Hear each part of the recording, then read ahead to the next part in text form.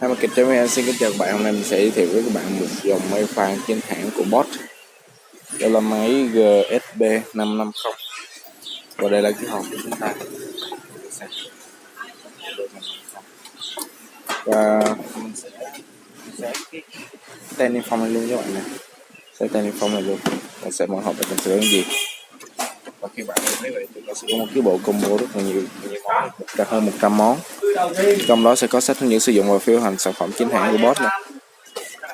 Đây là những cái linh kiện phụ kiện đi kèm theo máy. Đây xem rất là nhiều thứ đúng không? Đây cầm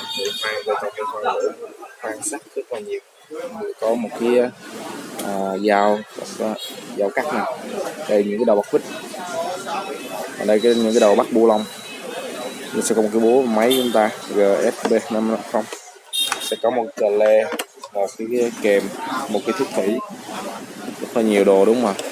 Đây chúng ta sẽ có thêm một cái gọi là cái thước đo nữa, dài, cái đầu nối để chúng ta có thể bắt xa hơn, dài hơn. Mình đã vừa giới thiệu với bạn về bộ combo 100 món của máy BOSCH GSB 550. Cảm ơn các bạn đã xem video. Xin chào các bạn.